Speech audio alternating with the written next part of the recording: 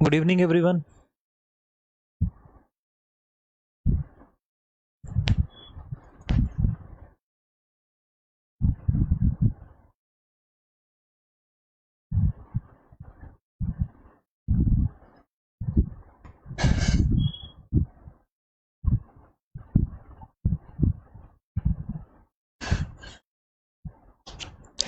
Audio का बता दीजिएगा, ऑडियो क्लियर है?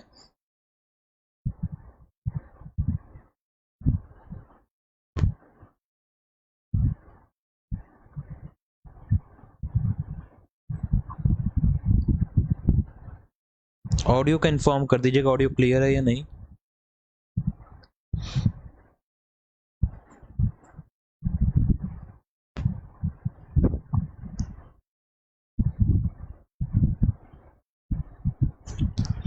ओके जी, चलिए आज हम स्पेशल सेशन है, ये जो हमारा स्पेशल सीरीज का पार्ट है जिसमें हम करंट अफेयर को डिस्कस करते हैं, नॉर्थ ईस्ट के करंट अफेयर्स को। जुलाई वाला पोर्शन हम लोग कवर कर रहे थे और हम लोगों ने अरुणाचल वाला पार्ट कवर कर लिया था। हमने मणिपुर एंड मिजोरम भी कवर कर लिया था। We were discussing Tripura. So आज के सेशन में हम कोशिश करेंगे कि बाकी जो बचे हुए स्टेट है जुलाई के लिए वो हम फिनिश कर दें। त्रिपुरा हम डिस्कस करेंगे, साथ ही साथ डिस्कस करेंगे मेघालय को, सिक्किम को एंड नागालैंड को और असम को। चलिए स्टार्ट करते हैं without wasting any further time. मेरे बारे में आप लोग सब जानते ही हैं, मेरा नाम है पवन कंबोज। मैं नॉर्थ ईस्ट के current affair, history and environment की क्लासेस लेता हूँ नॉर्थ ईस्ट पीएससी में। अगर आप लोगों को कोई भी कोर्स के बारे में जानकारी लेनी हो, ऑनलाइन ऑफलाइन, तो ये नंबर से हमारे ऑनलाइन नंबर ये है हमारा। यहाँ पे आप ऑनलाइन क्लासेस के लिए कांटेक्ट कर सकते हैं, या बाकी जनरल नंबर ये भी है। ईटानगर ऑफिस का ये नंबर है ऑफलाइन बैच के लिए, और नाहरलगुन ऑफिस का ये नंबर है जहाँ पे आप लोग कांटेक्ट कर सकते हैं। चलिए स्टार्ट करते हैं आज के इंपॉर्टेंट पॉइंट से। गुड इवनिंग अभी जी। सो मैंने आप लोगों को लास्ट बताया था त्रिपुरा में, और त्रिपुरा के एक टेम्पल के बारे में कहानी बताई थी। देखिए जुलाई के महीने में अरुणाचल के कुछ इंपॉर्टेंट पॉइंट मैं आप लोगों को ऑलरेडी बता चुका हूं। जैसे मैंने जसवंतगढ़ वॉर मेमोरियल के बारे में बताया था, मैंने कंजक्टिवाइटिस के बारे में बताया था, और बहुत सारी और चीजों के बारे में बताया था। मैं बाकी जितने भी स्टेट डिस्कस कर रहा हूं इसमें वही इंफॉर्मेशन को डिस्कस कर रहा हूं जो नेशनल लेवल पे रेलेवेंट रखती हूँ। जिसकी नेशनल लेवल पे रेलिवेंसी नहीं है मैं उसको डिस्कस नहीं कर रहा हूं।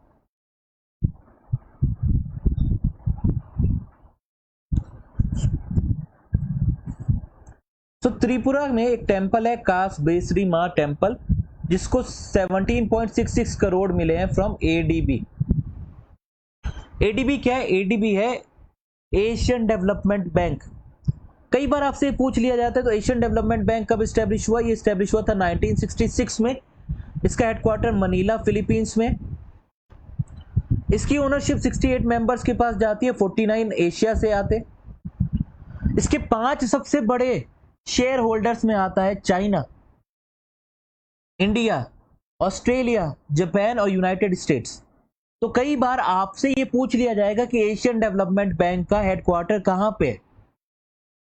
इसका काम है प्रोस्पेरिटी, इंक्लूसिविटी, रेजिलियंस और सस्टेनेबिलिटी देना एशिया और पैसिफिक के इलाके के डेवलपमेंट में, पॉवर्टी को इरेडिकेट करना। तो ये सब इसके मेन थीम है, ये सब इसका मेन फंक्शन है। अब हम बात करते हैं, आप लोग कहते हैं कि सर स्कीम के बारे में पूछा जाता है, तो 2-3 स्कीमें हैं जो बहुत ज्यादा न्यूज में है, एक तो स्कीम इंद्रधनुष। क्या आप में से कोई बताना चाहेगा कि स्कीम इंद्रधनुष किसके साथ जुड़ी हुई है?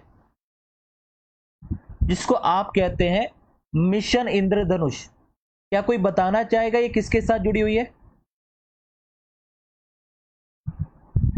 दूसरी स्कीम काफी न्यूज में जो रह रही है वो है अमृत स्कीम। ये सेंट्रल लेवल की स्कीम्स है, हो सकता है यहां पे कोई ना कोई सवाल पूछा जाए।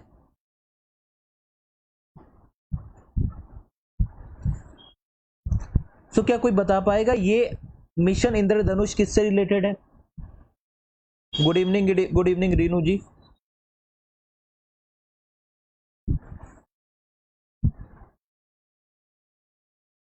Women and child development.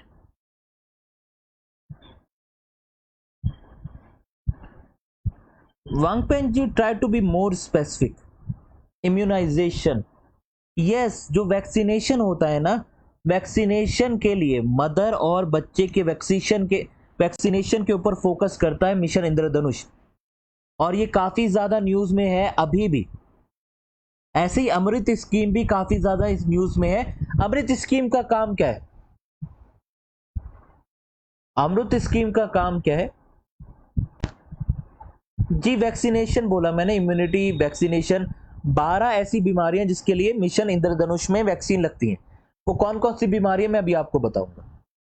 पहले अमृत मिशन की बात करते हैं। अमृत मिशन का मतलब है Atal mission for rejuvenation and urban transformation. क्या मतलब है जी इसका? Atal mission for rejuvenation and urban transformation, और इसका सेकंड वर्जन चालू हो गया है, जिसका फर्स्ट वर्जन काफी पहले चालू हुआ था और इसका सेकंड वर्जन चालू हो चुका है। 2015 में अमृत स्कीम लॉन्च की गई थी और इसका काम यह है कि जितने भी इलाके, शहरों के इलाके, वहां पे बेसिक इंफ्रास्ट्रक्चर प्रोवाइड कराया जाए। बेसिक इंफ्रास्ट्रक्चर प्रोवाइड कराया जाए, सीवेज वगैरह डेवलप करवाई जाए, वाटर सप्लाई को इंश्योर किया जाए, ग्रीन स्पेसेस, पार्क्स को मेंटेन किया जाए, और अर्बन ट्रांसपोर्ट को भी मैनेज किया जाए। तो यानी अर्बन इलाके में, शहरों वाले इलाके में प्रॉपर इंफ्रास्ट्रक्चर मिल सके, इसके लिए जो स्कीम रिस्पॉन्सिबल है उसका नाम है अमृत।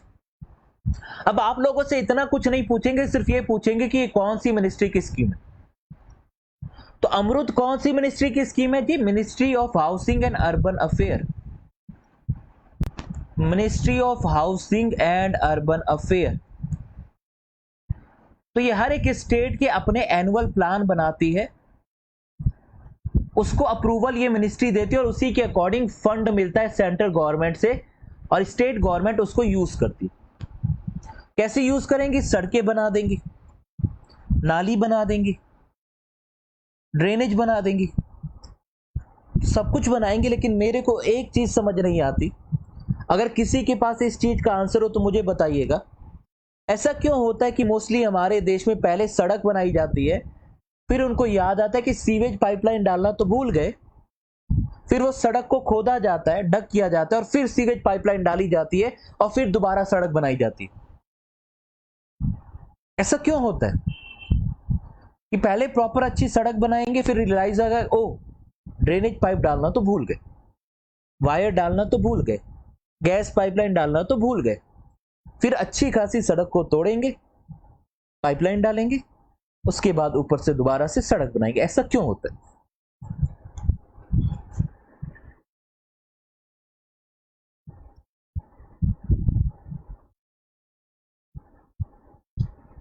तो लहर जी कह रहे कम्युनिकेशन ठीक नहीं है, नेग्लिजेंस, कुछ भी मान लेते।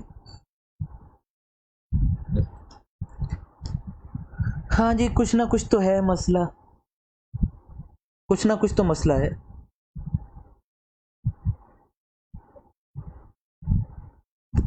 यही सब पॉइंट्स है। तो Amrut scheme, ministry of housing and urban affair, काफी ज्यादा पैसे वैल्यू लिखी है 77,640 crore.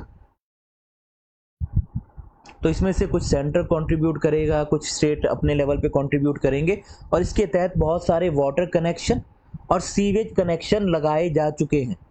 134 lakh water tap connection लगाए गए। इसी का सेकंड पार्ट स्टार्ट किया गया 1 अक्टूबर से। तो जो अमृत स्कीम है ये 2015 में स्टार्ट की गई, और इसी का सेकंड पार्ट स्टार्ट किया गया, जिसको अमृत 2.0 बोला गया, और ये 2021 से स्टार्ट किया गया, और इसके जितने भी पैसे थे वो सारे इसमें सबस्यूम कर दिए गए, सब इसमें सबस्यूम कर दिया गया है।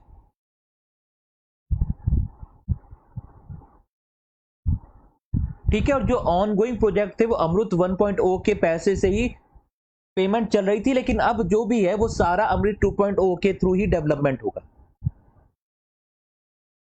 तो इसका काम क्या है? इसका काम है वाटर की फैसिलिटी प्रोवाइड कराना, जो बेसिक अर्बन सैनिटाइजेशन है उसका ध्यान रखना, और हेल्दी कंपटीशन सिटीज और टाउन्स के बीच में प्रमोट करना कि वो एक दूसरे के खिलाफ कंपीट करें कि हमारा शहर अच्छा है या हमारा शहर अच्छा है। यही अमृत 1.0 और अमृत 2.0 बेसिक अर्बन डेवलपमेंट के लिए दोनों फोकस करते हैं और ministry of housing and urban affair इसके लिए रिस्पॉन्सिबल है। इतना क्लियर है जी? यस और नो बताएं। इतना क्लियर है? यस और नो बताएं।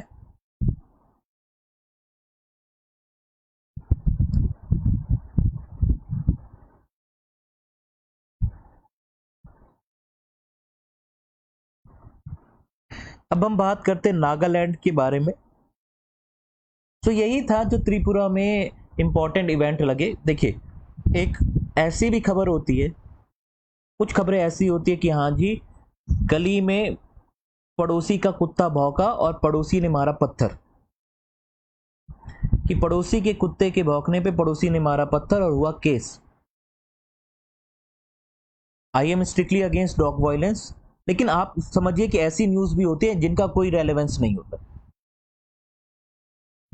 इन न्यूज का कोई रेलेवेंस नहीं होता कि XYZ पार्टी के मेंबर मिले और आपस में हुई लड़ाई, ये कभी नहीं पूछा जाएगा। तो ऐसी सारी न्यूज जिससे कोई सवाल नहीं बन सकता, जो टेम्पररी बेसिस की न्यूज है, उनको इग्नोर करना होता है। उनको इग्नोर करना होता है कि पार्टी के लोग मिले, टिकट डिस्कशन हुआ, ये पार्टी के एडवाइजर चुने गए, ये चुने गए, वो चुने गए, इसका कोई सवाल नहीं, कोई जवाब नहीं। ठीक है जी? यहां से कभी कोई क्वेश्चन भी नहीं पूछा जाए। क्वेश्चन हमेशा उस चीज से पूछा जाता है जो रेलेवेंस वाली हो, जो इंपॉर्टेंट और जो कंप्लीटेड हो। सो लंपी स्किन डिसीज के बारे में मैंने लास्ट मंथ भी बात किया था। नागालैंड ने अनाउंस किया है कि Nagaland officially lumpy skin disease positive state हो गया। अब ये लंपी स्किन डिसीज किसको अफेक्ट करती है? ये किसको इफेक्ट करती है बताइए? ये लंपी आपने नाम सुना होगा, ये किसको अफेक्ट करती है? ये अफेक्ट करती है कैटल को, जानवरों को, भैंसों को। गुड इवनिंग बेंडी जी। तो ये इंपैक्ट करती है, अफेक्ट करती है एनिमल्स को, कैटल्स को। और ये स्किन डिसीज है, नागालैंड के 4 डिस्ट्रिक्ट में जब ये फैला तो इसको lumpy skin disease positive state बोल दिया गया। और इसका कंट्रोल और प्रिवेंशन होता है अकॉर्डिंग टू अ एक्ट जिसका नाम है prevention and control of infectious and contagious disease in animal act 2009। इसके तहत ये अनाउंस किया गया है कि lumpy skin disease positive state है नागालैंड। अब मिनिस्ट्री ऑफ जो आपकी फिशरी है, एनिमल हस्बेंड्री है, सब लोग मिलके स्टेट गवर्नमेंट की मदद करेंगे और लंपी को कंट्रोल करने की कोशिश करेंगे। लंपी स्किन डिसीज को कंट्रोल करने की कोशिश करेंगे। अब लंपी स्किन डिसीज होती कैसे? तो ये वायरल डिसीज है, एक वायरस से होती है। Virus genus Capri pox virus से बिलोंग करता है। किससे? कैप्री पॉक्स वायरस से। और ये वायरस एक फैमिली से बिलोंग करता है जिसका नाम है फैमिली पॉक्सीविरिडाई। इसको नीथलिंग वायरस भी कहते हैं। तो आपको वायरस का नाम पता होना चाहिए, कैप्री पॉक्स वायरस। सवाल कैसे बनेगा कि कैप्री पॉक्स वायरस से कौन सी बीमारी होती है? कैप्री पॉक्स वायरस से कौन सी बीमारी होती है? तो आपको बोल देंगे, ऑप्शन ए दे देंगे लंपी, बी दे देंगे H1N1 swine flu, C option दे देंगे कुछ टाइफाइड, डी दे देंगे कोई और बीमारी। सो वायरस का नाम सबसे इंपॉर्टेंट होता है और किसको इंपैक्ट करता है वो इंपॉर्टेंट होता है। और वैक्सीन, क्या कोई वैक्सीन अवेलेबल है या नहीं, यही इंपॉर्टेंट है। आपसे कभी कोई ये नहीं पूछेगा कि एक पर्टिकुलर डिस्ट्रिक्ट में कितने कैटल को ये बीमारी हुई, नहीं पूछा जाएगा। ये पूछा जाएगा इसका कारण क्या होता है, अगर पूछा गया तो इसके लिए वैक्सीन कौन सी यूज की जाती है और इसके इंपैक्ट किसको करता है ये, और अगर ये हो जाए तो कौन सा एक्ट के थ्रू इसको कंट्रोल किया जाता है। ये 4-5 सवाल बनते हैं, चाहे वो कोई भी बीमारी हो, चाहे वो कोई भी बीमारी हो। एक और सवाल बनता है कुछ बीमारियों के लिए कि भारत सरकार ने उस बीमारी को इरेडिकेट करने के लिए, एंड करने के लिए कौन सा डेडलाइन चुनी है। तो डिसीजेस में इससे ज्यादा सवाल नहीं बनते। यस और नो क्लियर है? ये बताइए। तो खाली लंपी की तैयारी नहीं करनी है, टाइफाइड की तैयारी करनी है, वायरल फीवर की तैयारी करनी है, सबकी तैयारी करनी है।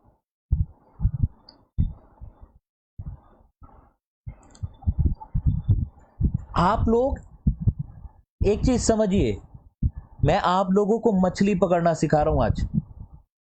मछली पकड़ना पॉइंट बिंग ये है कि मैं आप, अगर मान लीजिए किसी दिन मैं नहीं हुआ आपको पढ़ाने के लिए, आगे आप कहीं और है, आप अलग पढ़ना चाह रहे हो, तो खुद के लेवल पे किस तरीके से तैयारी की जाती है आपको ये समझना पड़ेगा। क्या पॉइंट रेलेवेंट होते, क्या रेलेवेंट नहीं होते।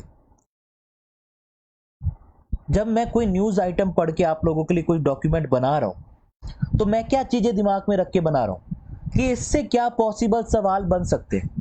तो जब भी आप कोई न्यूज आइटम पढ़ें तो पूरी कहानी मत समझिए। ये मत समझिए कि 200 साल पहले क्या हुआ था, 500 साल पहले क्या हुआ था। वो अगर समझना चाहते समझिए, साथ में ये भी समझिए कि सवाल क्या बनेंगे। तो इस डिसीज में बहुत ज्यादा फीवर होता है, सुपरफिशियल लिम्फ नोड होते हैं, मल्टीपल नोड्यूल्स होते हैं, स्वेलिंग देखने को मिलती है। Goat pox, sheep pox, LSD, ये सेम एक ही वैरायटी के वायरस से होते हैं। गोट को भी इसी वायरस की वजह से प्रॉब्लम होती है, शीप को भी इसी फैमिली के वायरस से प्रॉब्लम होती है, और ये एलएसडी भी इसी से बिलोंग करता है। तो इसीलिए इसका इलाज क्या है, वैक्सीन के लिए गोट वैक्सीन है या लंपी प्रोवैक, इसको आईकार ने डेवलप किया है। ये आईकार के द्वारा डेवलप की गई एक इंपॉर्टेंट, बहुत इंपॉर्टेंट वैक्सीन है। अब यहां से एक और इंपॉर्टेंट सवाल बनता है कि आईकार का मतलब क्या है, आईसीएआर का मतलब क्या है। What do you understand by ICAR?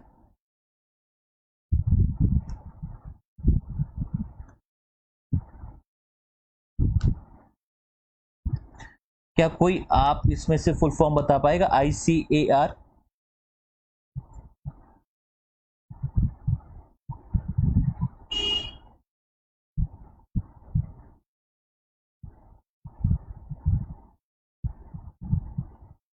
Indian council of animal research.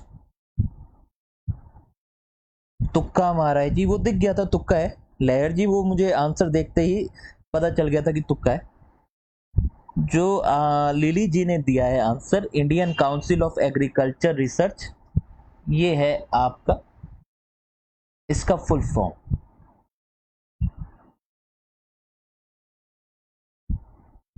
ठीक है जी। हाँ जी, इन्हीं जी कह रहे हैं एग्रीकल्चर से कुछ रिलेट है। एग्रीकल्चर से तो बहुत कुछ रिलेटेड हो सकता है ना। सो 1930 में बनाया गया था Indian council of agriculture research, और इसने जो लास्ट डॉक्यूमेंट पेश किया है वो है विजन डॉक्यूमेंट 2020।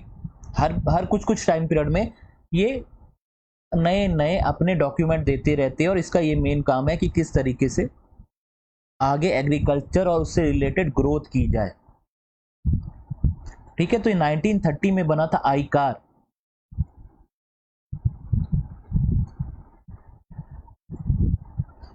इतना आपको पता होना चाहिए, ठीक है। और ये ऑटोनोमस बॉडी है, it is an autonomous body, और ये सीधे मिनिस्ट्री ऑफ एग्रीकल्चर को रिपोर्ट करती है।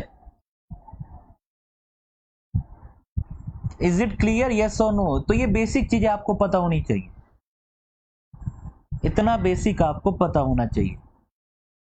और आईकार का हेडक्वार्टर नई दिल्ली में है, नई दिल्ली में इसका हेडक्वार्टर है। अगली टॉपिक को पढ़ते हैं, अगले न्यूज को पढ़ते हैं।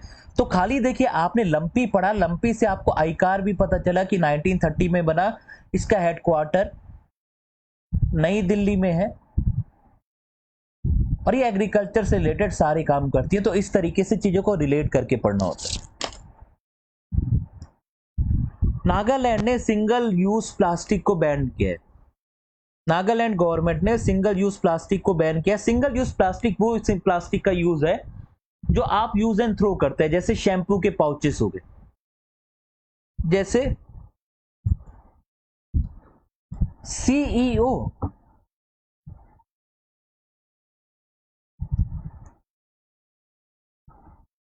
क्या पूछा है आपने? सीईओ। देखिए मिनिस्ट्री ऑफ एग्रीकल्चर इसको देखती है और जो मिनिस्ट्री ऑफ एग्रीकल्चर के नुमाइंदे होते हैं वही इसकी हाई पोजीशन पे होते हैं। तो इस तरीके से स्पेसिफिक आपसे सीईओ नहीं पूछा जाएगा, ये कोई प्राइवेट फर्म नहीं है। मिनिस्ट्री ऑफ एग्रीकल्चर का एक डिपार्टमेंट है जो ऑटोनॉमस अपने लेवल पे काम करता है, लेकिन रिपोर्ट तो उसको देनी पड़ती।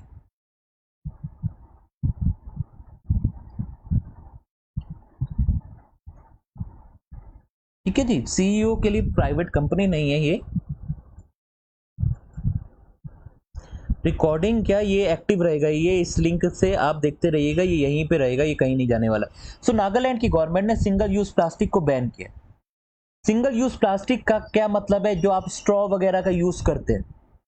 ईयरबड्स को भी बैन कर दिया गया है।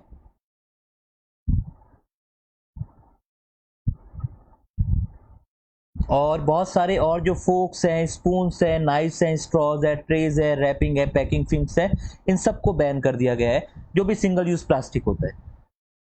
तो सिंगल यूज प्लास्टिक बहुत खतरनाक है, खासकर जिसकी 100 माइक्रोन से छोटा होता है वो प्लास्टिक हमारे अंदर चला जाता है और वो खराब करता है। प्लास्टिक की अपनी एक प्रॉब्लम है, प्लास्टिक कोई बहुत अच्छा मटेरियल नहीं है, लेकिन सबसे बड़ी प्रॉब्लम ये है कि हम प्लास्टिक को खत्म क्यों नहीं कर पाए।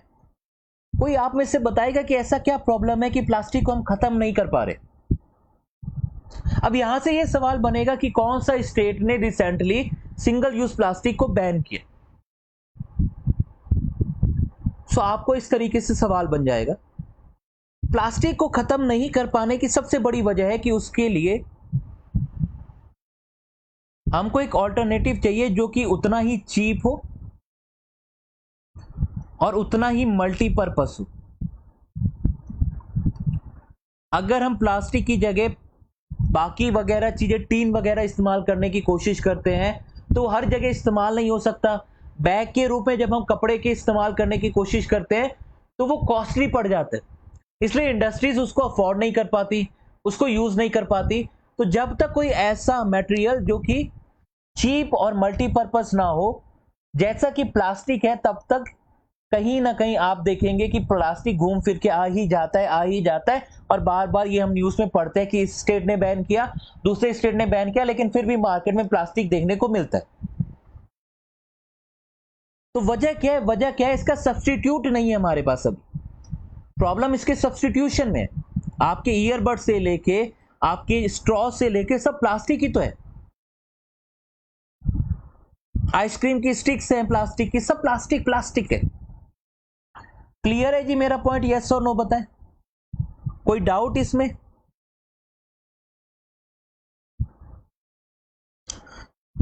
नूमी जी बायोडिग्रेडेबल नहीं है, तभी तो मैं कह रहा हूं प्रॉब्लम है। बायोडिग्रेडेबल है नहीं है, लेकिन कहीं तो हम प्रोड्यूस करते होंगे उसको, हम उसको रोक क्यों नहीं पा रहे। किसी भी चीज को रोकने से पहले या कुछ भी इंप्लीमेंट करने से पहले, कल की डेट में आप जब ऑफिसर बनेंगे तो आपको उसका सब्स्टिट्यूट, उसका ऑल्टरनेटिव लोगों को देना पड़ेगा, अदरवाइज बड़ा प्रॉब्लम हो जाएगा। ऑल्टरनेटिव के बिना नहीं चल पाएंगे काम। अब नागालैंड चैम्बर कोयर ने 2 गोल्ड मेडल जीते 12th वर्ल्ड कोयर गेम्स। कितने लोग इस शब्द से फैमिलियर हैं। अब प्रोनाउंसिएशन मेरा गलत हो सकता है, ये कोर है, क्या है। तो ये वो है, एक कंपटीशन होता है इंटरनेशनल लेवल पे उन लोगों के बीच में जो म्यूजिक के थ्रू अपने आप को एक्सप्रेस करना चाहते हैं।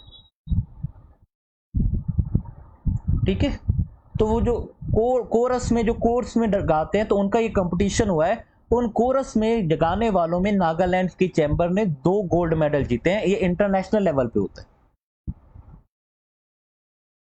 ये पहली बार 2000 में हुआ था, अगली बार ये 2024 में होगा, मतलब इस बार हुआ है 2023 में। और कहां हुआ है, फर्स्ट प्रोनाउंसिएशन क्या था अभी जी, मैं वो भूल गया।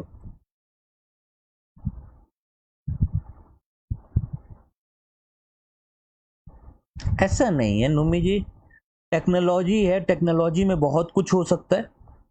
पॉइंट यह है कि हम टेक्नोलॉजी का सही इस्तेमाल करें। इंपॉर्टेंट यह है कि टेक्नोलॉजी का सही इस्तेमाल करें। टेक्नोलॉजी का एक इस्तेमाल यह कि दिन भर रील देखें, इंटरनेट का इस्तेमाल यह कि दिन भर रील देखें, गाने सुने। और दूसरा इस्तेमाल यह है कि हम उससे इंफॉर्मेशन गैदर करें जो आप लोग कर रहे हैं, पढ़ रहे हैं, या फिर टिकटॉक पे वीडियो भी बना सकते हैं कि पतली कमरिया तोरी आए हाय आए, तिरछी नजरिया तोरी ओए होए ओए। तो ये तो आपके ऊपर है ना। वही सेम टेक्नोलॉजी, वही सेम साइंटिस्ट चांद पे भी जाएंगे, ठीक है ना। तो ये तो साइंस है, बहुत कैपेबिलिटी है टेक्नोलॉजी के पास। सो टीम को लीड कर रहे थे हितो कियोजी, और 30 मेंबर कोर ग्रुप गया था, और ये इंडिया से लोन ग्रुप था जो क्वालिफाई किया था, और इनको 2 मेडल जीते हैं, एक मिक्स चैम्बर कोर में और एक म्यूजिक का कॉन्टेम्परेनिया कोरल मिक्स वॉइसेस में, दोनों कैटेगरी में जीते, ठीक है। और ये इंटरनेशनल फेस्टिवल होता है जो इंटरकुल्टर फाउंडेशन करवाती है, और इस बार साउथ कोरिया में हुआ है, अगली बार ऑकलैंड न्यूजीलैंड में होगा। चलता है जी, दुनिया के कोनों में चलता है, वो इंस्टाग्राम की रील्स वही है।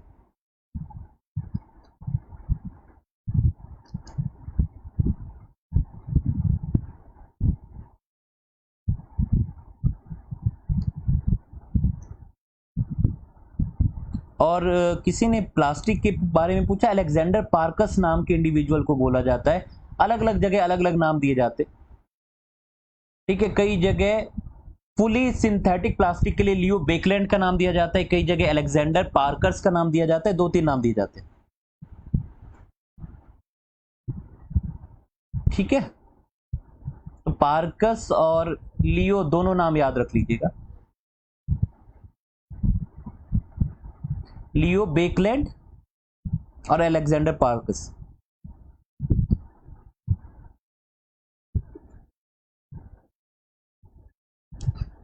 Takam ji, your point is correct, but जिस पॉइंट में जिस चीज को आप रिप्लेस करने की कोशिश कर रहे हैं वो मल्टीपल यूज है। जैसे आप शैम्पू के जो पाउचेस लेते हैं, that is single use plastic, that is single use plastic. उसके अलावा जो फोक्स हैं, नाइफ्स हैं, बहुत सारी जगह आपको कैफेज में देखने को मिलेंगे, और वो कैफे वाला क्यों रख रहा है? क्योंकि उसको वो सस्ते पड़ रहे, उसकी जगह मेटेलिक रखता है, तो मेटेलिक वाले तो चोरी हो जाते, कैंटीन से चोरी हो जाते हैं, ठीक है जी। तो जो आप कह रहे हैं, मैंने कहा ना जूट वाला बैग महंगा है, हम कुछ लोग अफोर्ड कर सकते हैं, लेकिन जो इंडस्ट्रीज वाले हैं वो जब कॉस्ट कटिंग करते हैं तो सबसे पहले यही चीज एलिमिनेट करते हैं। 12-12, 14-14, 18-18 रुपए के पेपर बैग देते हैं। वो पेपर बैग कैसा है? यूजलेस, उसमें कुछ ज्यादा सामान डालो फट जाएगा। तो ये आप 2 कैटेगरी याद रखिएगा, मिक्स कैम्बर कोइस और म्यूजिका कॉन्टेम्पोरेनिया कोरल मिक्स वॉइसेस।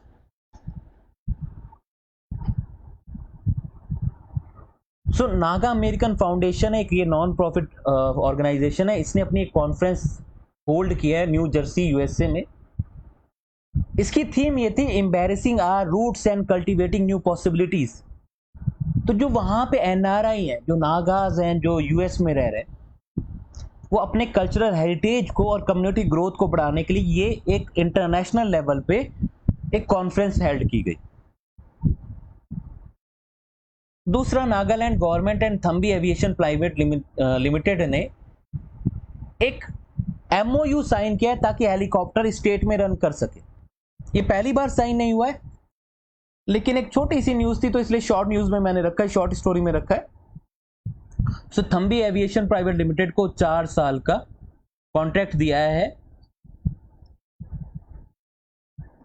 और ये बोला गया कि हाँ जी, वीवीआईपीज और बाकी सारे लोग जो टूरिस्ट आते हैं उनको जब नागालैंड विजिट करते हैं तो जो प्रॉब्लम होती है, तो उस चीज को, प्रॉब्लम को रोकने के लिए ये साइन किया गया। अगले पॉइंट पे मूव करते हैं, हम अगला डिस्कस करते हैं सिक्किम।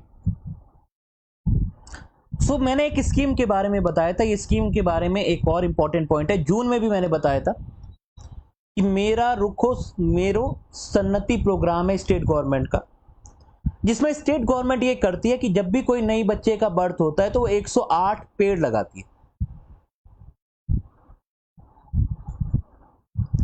108 पेड़ लगाती है।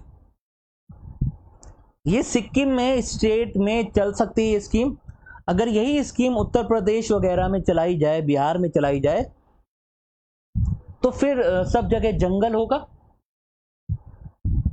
क्योंकि पॉपुलेशन ज्यादा है, फिर पैर रखने की भी जगह नहीं बचेगी। अगर एक बच्चे पे 108 पेड़ लगा रहे हैं तो एक बच्चे पे 108 पेड़, और कितनी पॉपुलेशन है उत्तर प्रदेश की? ओवरऑल पॉपुलेशन 30 करोड़ है। हर दिन, हर टाइम, हर सेकंड बच्चे पैदा हो रहे हैं, पैदा ही होते जा रहे हैं।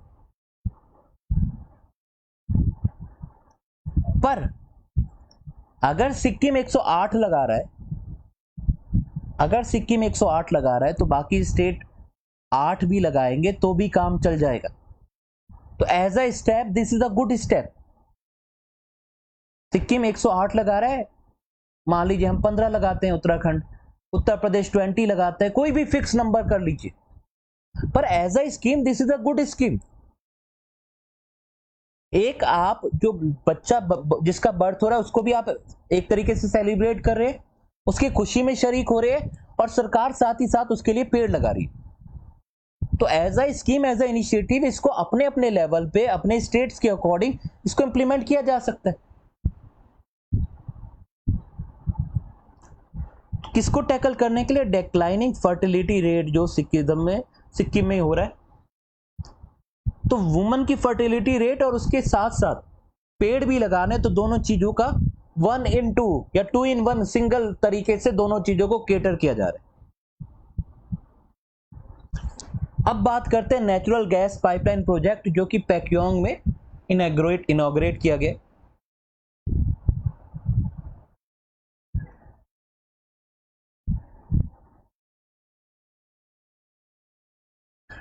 सो इस पूरे पॉइंट को समझते हैं।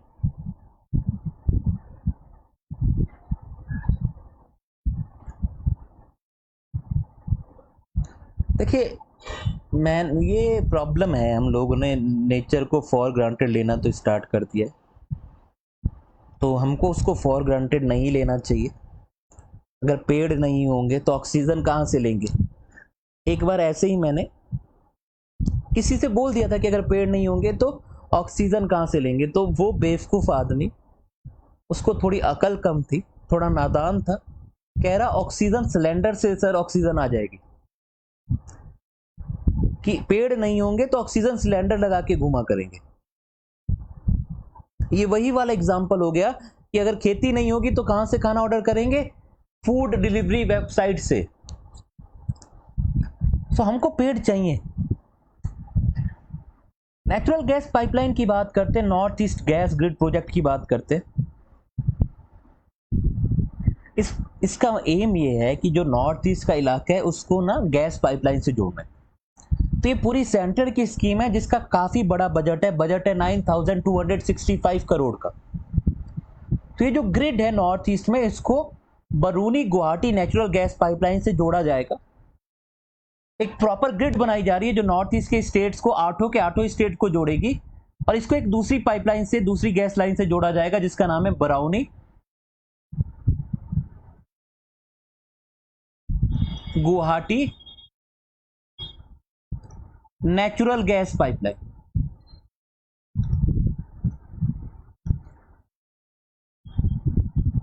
और ये पूरा काम किया जाएगा अंडर द मिशन जिसका नाम है ऊर्जा गंगा स्कीम। इसका मेन एम ये है कि नॉर्थ ईस्ट के स्टेट्स में सस्टेनेबल और वायबल गैस रिसोर्सेज प्रोवाइड कराए जा सके, ऐसे गैस रिसोर्सेज प्रोवाइड कराए जा सके जो सस्टेनेबिलिटी के थ्रू डेवलपमेंट में इंपॉर्टेंट रोल प्ले करें। और इसको इंप्लीमेंट करने की जिम्मेदारी दी गई है इंद्रधनुष गैस ग्रिड लिमिटेड। तो इंद्रधनुष गैस ग्रिड लिमिटेड को यह जिम्मेदारी दी गई है, जो एक जॉइंट वेंचर है अलग अलग कंपनीज का, जिसमें IOCL है, ONGC है, गेल है, ऑयल है, NRL है। ये सब लोग रिस्पॉन्सिबल है for the implementation of north east gas grid project. तो ये 5 कंपनीज ने मिलके एक जॉइंट वेंचर बनाया है। पांचों सरकारी PSUs हैं, पब्लिक सेक्टर अंडरटेकिंग से सरकारी कंपनी है, पर बड़ा काम है, इसलिए पांचों कंपनी IOCL, ONGC, गेल, ऑयल और NRL। और ये 2016 में एक विजन निकाला गया कि हमको सारे इलाके को गैस पाइपलाइन से जोड़ना है। इस विजन डॉक्यूमेंट को कहते हैं हाइड्रोकार्बन विजन ऑफ 2030, कि हर एक जगह हाइड्रोकार्बन के रिसोर्सेज पहुंच जाए, गैस पाइपलाइन पहुंच जाए। और इसका मेन एम यही है कि सारे के सारे स्टेट्स में हाइड्रोकार्बन का इस्तेमाल किया जाए for social and economic development. Hydrocarbon यानी नेचुरल गैसेस का इस्तेमाल किया जाए। तो ये विजन बनाया गया और इसके तहत ये पूरी स्कीम लॉन्च की जा रही है, जिसमें सातों के सातों, आठों के आठों स्टेट्स को एट किससे जोड़ा जाएगा, जोड़ा जाएगा Barauni Guwahati natural gas pipeline से।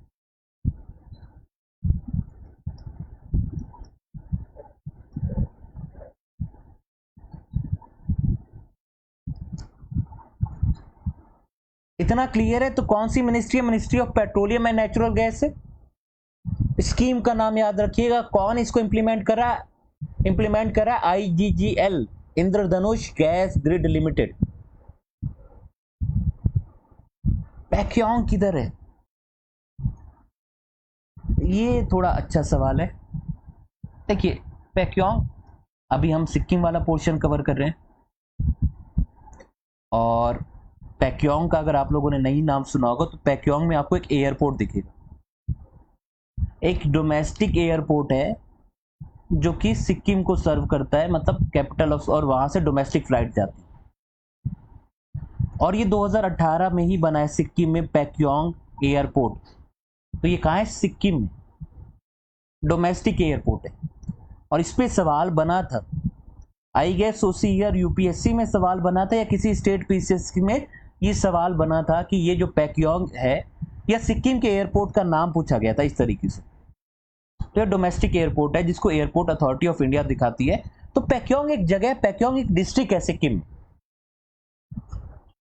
जो फेमस है अपने एयरपोर्ट के लिए, और ये अब वहां पे गैस पाइपलाइन भी आ गई।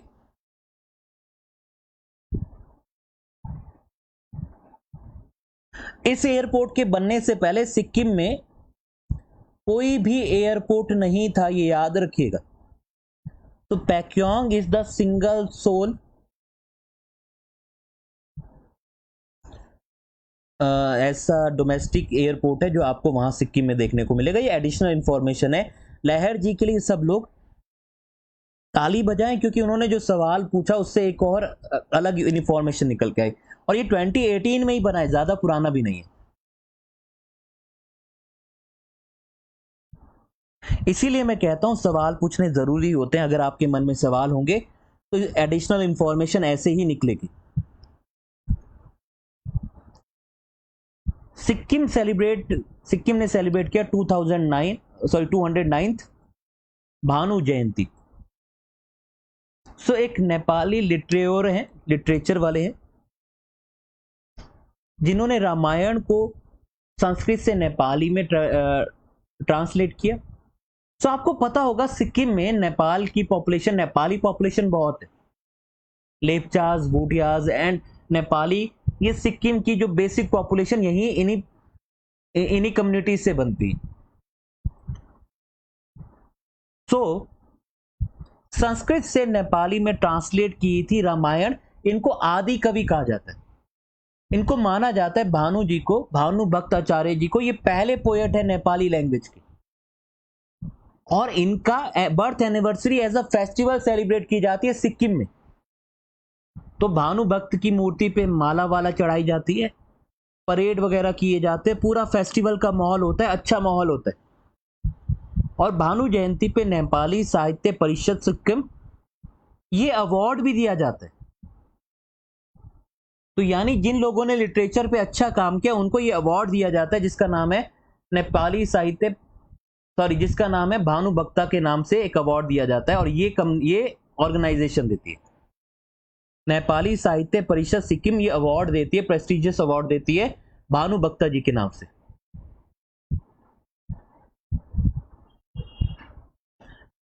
ग्रीन फील्ड होता क्या है तगम जी?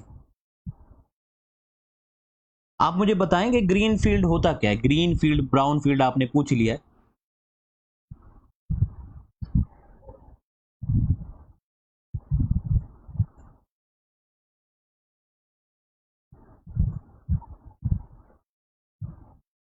क्या होता है ग्रीन फील्ड? ये जब प्रोजेक्ट्स की टर्म में इस्तेमाल करते हैं तो ग्रीन फील्ड क्या होता है?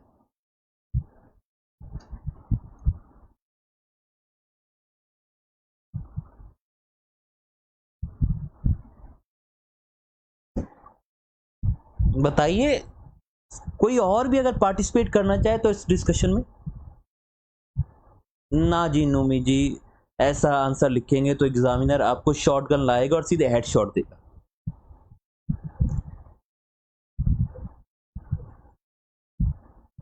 फ्रेश ग्राउंड नहीं, वो प्रोजेक्ट जिसका इंफ्रास्ट्रक्चर जीरो से स्टार्ट किया गया, जिसमें कोई भी पुराना इंफ्रास्ट्रक्चर ना लाई करता हो, यानी आपके पास कोई कंस्ट्रेंट नहीं है, आप प्रोजेक्ट को किसी भी तरीके से बना सकते,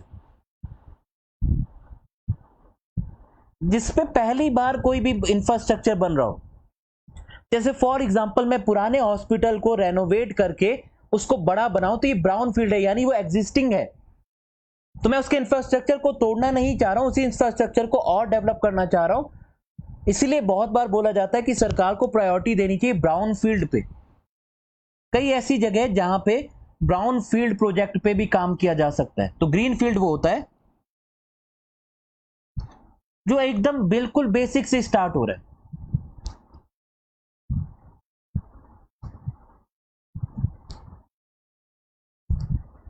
ठीक है, ये बेसिक आप इस तरीके से समझिए, बाकी और डिटेलिंग में जा सकते हैं लेकिन उसका कोई फायदा नहीं। सो ब्राउन फील्ड वो है जो ऑलरेडी एग्जिस्टिंग इंफ्रास्ट्रक्चर पे बनाया हुआ है।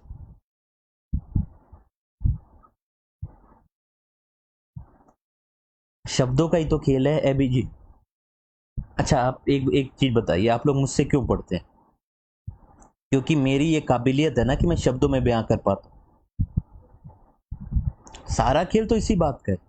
मोदी जी देश के प्रधानमंत्री क्यों हैं? क्योंकि वो अपनी बात को लोगों को कन्विंस करके प्रॉपर कम्युनिकेट कर पाते। बातों की बड़ी वैल्यू होती है, शब्दों की बड़ी वैल्यू होती है, याद रखिए।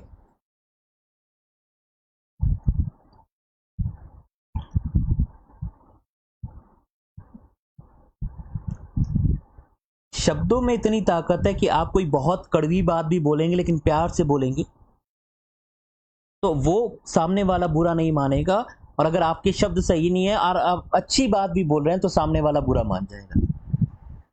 इसलिए हमेशा हम्बल होके रिस्पेक्टेड वे में जो भी काम कराना है दुनिया में सब काम होता है। शब्द आपके अच्छे होने चाहिए, शब्द क्लियर होने चाहिए। अब इंद्रधनुष 5.0 की बात करते हैं।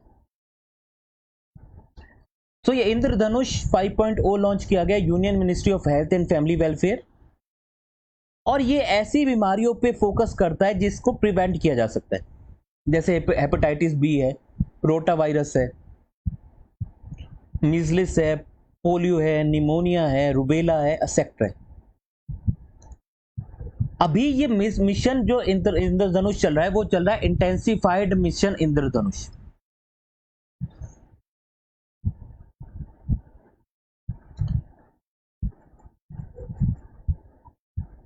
जुमगम जी, ये आपकी पर्सनल ओपिनियन हो सकती है,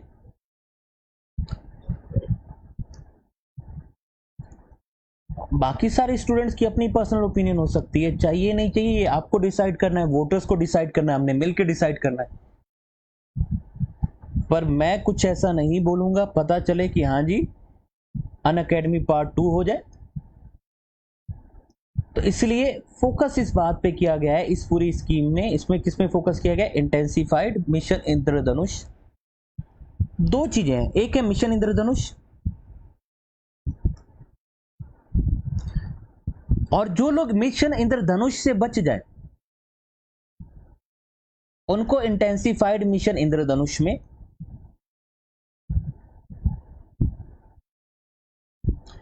उसको इंटेंसिफाइड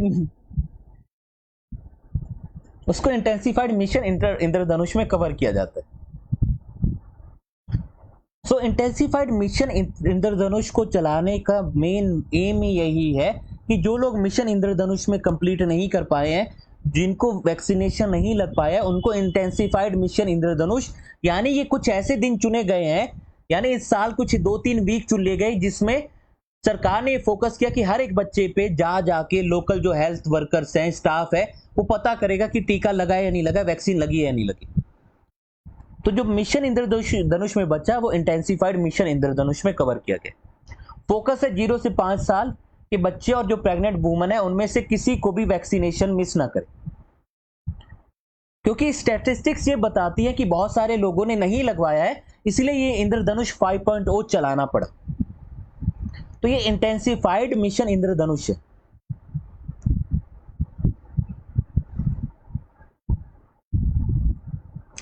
स्कीम का नाम है जी इंद्रधनुष।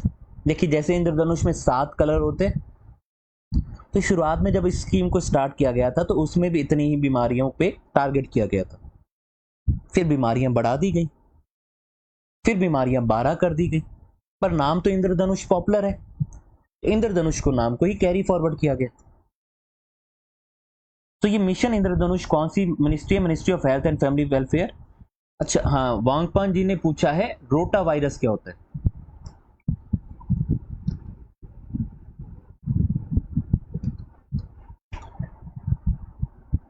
जैसे ये रोटा वायरस ना पेट के इन्फ्लेमेशन वगैरह, स्टमक वगैरह, डायरिया वगैरह करता है रोटा वायरस। ठीक है, तो डायरिया वगैरह जो बीमारी होती है उसका सबसे बड़ा फैक्टर रोटा वायरस होता है, और छोटे बच्चों को डायरिया बहुत होता है। आप कहते हैं ना कि बच्चा खाना खा रहा है और बच्चा खाना डाइजेस्ट नहीं कर पा रहा है, जो भी खा रहा है वो सब उसका बाहर निकल आ रहा है, उसको दस्त हो गया है, बार बार पॉटी कर रहा है छोटा बच्चा। तो जो डायरिया होता है, जो स्टमक का इन्फेक्शन होता है, और 5 साल की उम्र तक लगभग ऐसा माना जाता है कि दुनिया का हर एक बच्चे रोटा वायरस से कहीं ना कहीं इंपैक्ट होता ही। तो उसी के लिए ये रोका जाता है, और ये 5 साल के छोटे बच्चों के अंदर बहुत कॉमन बीमारी है।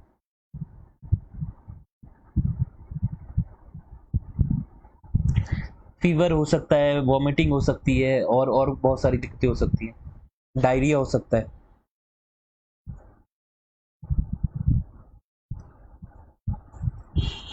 ठीक है जी वांगपान जी, अच्छी बात है। आप लोग ऐसे सवाल पूछते हैं तो मुझे किस लेवल पे तैयारी करनी पड़ती होगी आप सोचिए। ठीक है, इंद्रधनुष वो रेनबो कहते हैं, मैंने आपको बताया उसका लॉजिक क्या है। So mission Indradhanush ministry of family and health welfare ये स्टार्ट करती है, और इसका काम यही है कि सबको ये जो 12 बीमारियां हैं इनसे बचाना है। 12 बीमारियों में कौन सी है? टीबी है, डिप्थेरिया है, पर्ट्यूटिस है, टेटनस है, पोलियो है, हेपेटाइटिस बी है, निमोनिया है, मेनिंगिटिस है, इन्फ्लुएंजा टाइप बी है, मीजलिस है, रुबेला है, जैपनीज एन्सेफेलाइटिस है, रोटा वायरस है, डायरिया जिसकी वजह से होता है। तो ये 12 बीमारियां, ये लिस्ट है आपकी।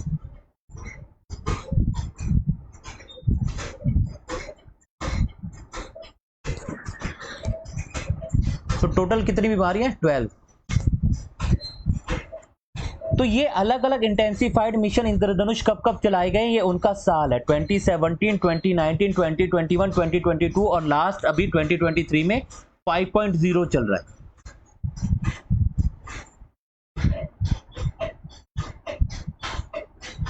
इतना क्लियर है जी? इसमें कोई डाउट है? क्लियर है जी? यस और नो बताएं। सो मिशन इंद्रधनुष में कुछ कमी रह रही थी, इसीलिए इंटेंसिफाइड मिशन इंद्रधनुष चलाया गया। ये मिशन इंद्रधनुष 2014 में स्टार्ट किया गया था, और ये जो इंटेंसिफाइड है यानी जो लोग छूट गए उनको पकड़ पकड़ के टीका लगवाना है, उनको पकड़ पकड़ के टीका लगवाना है, जबरदस्ती जो भाग रहे हैं उसको पकड़ के टीका लगवाना है। तो यह है इंटेंसिफाइड मिशन इंद्रधनुष। आप में से है कोई जिसको इंजेक्शन से डर लगता हो? Any one of you? तो 2017 में, 2019 में, 2021, 2022 में और अब 2023 में 5.0 चल रहा है, इंटेंसिफाइड मिशन इंद्रधनुष 5.0।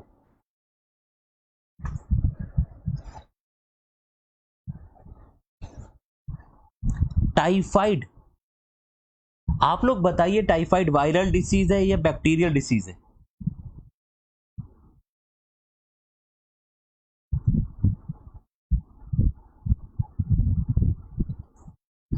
बताइए।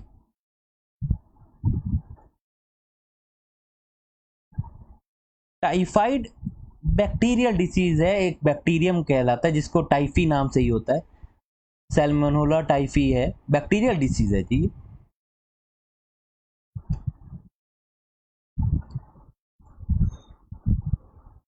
टाइफाइड भी बहुत कॉमन चल रहा है जी, बुखार हो जाता है, स्ट्रॉन्ग एंटीबायोटिक के लिए बिना नहीं जाता। आपको भी पता होना चाहिए कि जो फीवर है, फीवर कोई बीमारी नहीं होती, फीवर हमारी बॉडी का रिएक्शन होता है। हमको फीवर क्यों होता है? फीवर बेसिकली तब होता है जब हमारी बॉडी लड़ रही होती है, तो टेम्परेचर इंक्रीज किया जाता है ताकि एंटीबॉडीज की एफिशिएंसी बढ़ सके। तो बॉडी का हमारा एक मैकेनिज्म है फीवर होना। फीवर अपने आप में कोई प्रॉब्लम नहीं होती, फीवर हमारी बॉडी का रिएक्शन होता है, ठीक है जी। जब वो बॉडी हमारी लड़ रही होती है तो वो फीवर के रूप में हमको एक्सप्रेस होता है। इसलिए आप देखेंगे आपको डस्ट एलर्जी हो तो भी फीवर होता है, सर दर्द, बाहर धूप में चले जाए तो वो फीवर हो रहा है, वो डिहाइड्रेशन की वजह से हो रहा है, वो डस्ट एलर्जी की वजह से हो रहा है, वो स्टमक इन्फेक्शन की वजह से हो रहा है, पर फीवर अपने आप में कोई ऐसा उसका कोई कॉज या उसका वो नहीं होता, वो बॉडी का रिएक्शन होता है। सिक्किम को पहली बार वर्ल्ड बैंक से सपोर्ट मिल रही है। नॉर्थ ईस्ट के रीजन में वर्ल्ड बैंक ने अनाउंस किया है कि हम सपोर्ट करेंगे। उनका अगला प्लान है जिसका नाम है integrated service provision and innovation for rural economic programme. नहीं पिंकी जी, फीवर से नहीं मरता, प्रॉब्लम कुछ और होती है, वो हमको लगता है कि फीवर से मरा है। जैसे एक गरीब आदमी, जब मान लीजिए बहुत बारिश हुई और वो बारिश की वजह से मर गया, तो हमको लगता है कि वो बारिश की वजह से मरा है, फ्लड की वजह से मरा है। फिर बहुत ज्यादा गर्मी पड़ी, तब उसको कोई प्रॉब्लम हुई और वो गर्मी से भी मर सकता है। तो यहां पे प्रॉब्लम आपको लग रहा है कि धूप ज्यादा होना, बारिश ज्यादा होना है, प्रॉब्लम इस इंडिविजुअल के लिए शायद पॉवर्टी है, शायद उस इंडिविजुअल के लिए प्रॉब्लम पॉवर्टी है। वो तो हमको लग रहा है कि बारिश में इतने लोगों की जान गई, क्योंकि उसके पास गरीबी में घर नहीं है, वो डायरेक्ट बारिश को फेस कर रहा है। तो कई बार हमारा परसेप्शन अलग अलग तरीके से वेरी करता है। तो United nation monetary and financial conference, जिसको ब्रिटन वुड कॉन्फ्रेंस कहते हैं, इन्होंने जो ऑर्गेनाइजेशन बनाई उसका नाम आज की डेट में वर्ल्ड बैंक के नाम से जाना जाता है। तो इस तरीके से आप समझिए कि सिक्किम को वर्ल्ड बैंक सपोर्ट कर रहा है ताकि वो अपना सर्विस और रूरल इकोनॉमी प्रोग्राम चला सके। तो कुछ पैसा एज अ ग्रांट मिलेगा फ्रॉम वर्ल्ड बैंक। तो सवाल ये बन सकता है कि वर्ल्ड बैंक कब इस्टेब्लिश हुआ? तो ये 1944 में, 1945 में इंटरनेशनल मॉनेटरी फंड के डेवलपमेंट से एक तरीके से स्टार्ट हुआ। इवन उससे पहले international bank for reconstruction and development बन गया था 1944। इनको ब्रिटन वुड कॉन्फ्रेंस में ये बन के सामने आए थे। इसका हेडक्वार्टर है वाशिंगटन डीसी, यूनाइटेड नेशन में, और इसके ये अलग अलग डिपार्टमेंट्स हैं जो बाद में with the passage of time develop हुए, और इसमें 189 कंट्रीज हैं और ये दुनिया भर में फाइनेंसिंग का काम करती है। जिसमें सबसे पहले आया था international bank for reconstruction and development. ये बनाया गया था वर्ल्ड वॉर 2 के जो भी देश बर्बाद हुए उनको फाइनेंस करने के लिए। फिर international development association, international finance corporation, multilateral guarantee agency मीगा, and international centre for the settlement of investment disputes. ये 5 ऐसी इंस्टीट्यूशन है जो वर्ल्ड बैंक ग्रुप के अंडर में काम करती है। वर्ल्ड बैंक ग्रुप का हेडक्वार्टर है वॉशिंगटन डीसी। जितने भी पैसे की चीजें रिलेटेड है वो अमेरिका अपने पास ही रखता है, बड़ा लालची है अमेरिका, क्योंकि अमेरिका दुनिया के पैसे को कंट्रोल करना चाहता है। इसीलिए आप देखेंगे कि एशिया में एशिया डेवलपमेंट बैंक बनाया गया ताकि अमेरिका के दबदबे को टैकल किया जा सके। ब्रिक्स अलग लेवल पे बनाने की कोशिश कर रहा है, ब्रिक्स ने बैंक बनाना है, शायद बनाया भी है।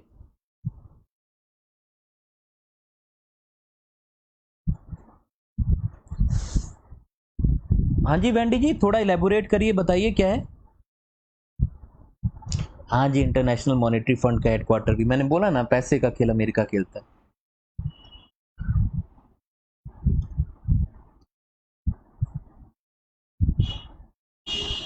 दोनों वॉशिंगटन डीसी में है। वेंडी जी थोड़ा क्वेश्चन को इलेबोरेट करिए आप अपने। तो शुरुआत में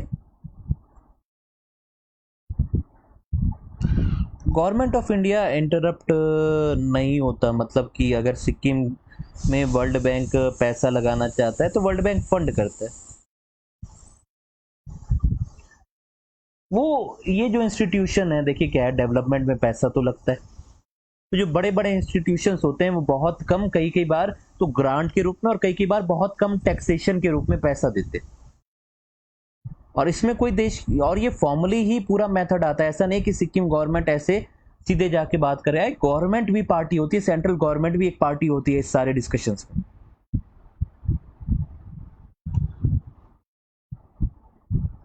देखिए सिक्किम की सरकार ने एक और बहुत अच्छा फैसला लिया, जितने भी लेडीज हैं जो प्रेग्नेंट हो जाती है उनको वो 12 मंथ की मैटरनिटी लीव देंगे। कितने? 12 मंथ की, और 1 मंथ की पैटर्निटी लीव मिलेगी उनके एम्प्लॉयज को जो भी गवर्नमेंट में काम करते हैं। सो फादर को 1 महीने की लीव बच्चे के बर्थ होने के बाद, और मदर को 12 मंथ की मैटरनिटी लीव प्रोवाइड की जाएगी। ये एक अच्छा स्टेप है, नॉर्मली की जाती है लेकिन ड्यूरेशन थोड़ा कम होता है इससे। ठीक है। उसके अलावा सिक्किम, आप सब ने भी, हम लोगों ने भी 88th बर्थडे बनाया दलाई लामा जी का, श्री दलाई लामा, रिस्पेक्टेड दलाई लामा जी का 6 जुलाई को। और सीएम साहब, सिक्किम के सीएम साहब ने यह एश्योर किया है कि अक्टूबर में दलाई लामा सिक्किम आएंगे। उसके अलावा आर्मी ने एक क्लीनलीनेस और प्लांटेशन ड्राइव की है सोंगमो लेक में, और ये एक पूरा प्रोग्राम था जो कि एक बड़े प्रोग्राम का हिस्सा था जिसका नाम था ऑलिव ग्रीन डिफेंडिंग ग्रीन। यानी जो ग्रीन वर्दी पहनने वाले सोल्जर है वो नेचर को प्रोटेक्ट कर रहे हैं, तो ऑलिव ग्रीन डिफेंडिंग ग्रीन इस प्रोग्राम का नाम। इतना क्लियर है जी? यस और नो बताएं। इतना क्लियर है जी? यस और नो बताएं।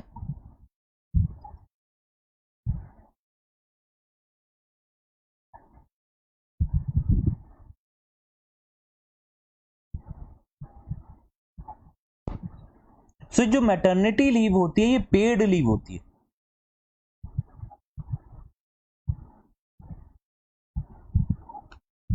ठीक है, ये पेड लीव होती है और इसमें सैलरी आप काट नहीं सकते।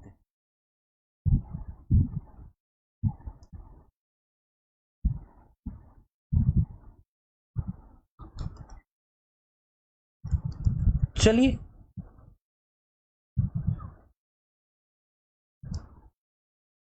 एक और इंपॉर्टेंट इंफॉर्मेशन को पढ़ लेते हैं। मेघालय ने 4 मेंबर एजुकेशन कमीशन बनाया है एजुकेशन सेक्टर में रिफॉर्म्स के लिए, और इसके हेड होंगे शेरविन में सुंगदो जी।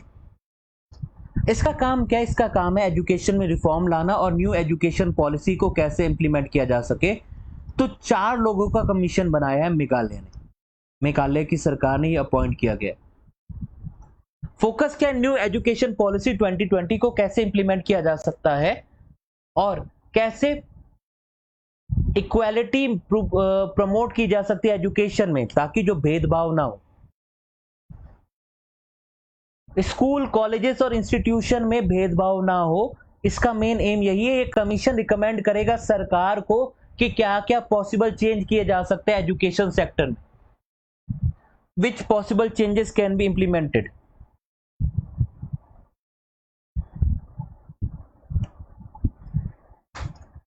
नोमी जी, आप 10-10 लेडीज को एक साथ प्रेग्नेंट क्यों करवा रहे हैं, पहले तो ये बताइए। आप हाइपोथेटिकल सिचुएशन में फिर ऐसा बोल रहे हैं कि दुनिया की सारी लेडीज एक साथ प्रेग्नेंट हो जाएं तो फिर वुमेन्स को काम पे नहीं रखना चाहिए। हाइपोथेटिकल सिचुएशन है, और अगर कभी ऐसा हो भी तो फिर कॉन्ट्रेक्चुअल लेवल पे स्टाफ रख लिया जाता है। मैंने क्या बताया, ऑल्टरनेटिव आपको रेडी रखना चाहिए। मतलब कैसे, क्या मतलब कैसा सवाल है ये? तो अगर आप उस स्कूल के मान लीजिए प्रिंसिपल बन जाते हैं तो आप ऑल्टरनेटिव स्टाफ ढूंढ लीजिएगा ना। 12 महीने के लिए, 11 महीने के लिए वैसे भी कॉन्ट्रेक्चुअल स्टाफ रखा जाता है।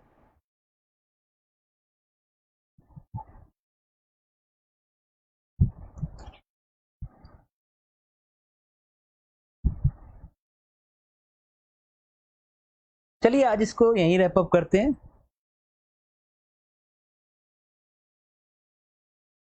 और अगले ये जो बाकी बचे हुए हैं ये मैं एज अ नोट्स के रूप में आपको दे दूंगा। और नहीं मतलब वो ठीक है ऐसे ही, लेकिन आप चाहते क्या है? पॉपुलेशन बहुत है नोमी जी, रहने दीजिए, इतना लेडीज को एक साथ प्रेग्नेंट मत कराइए।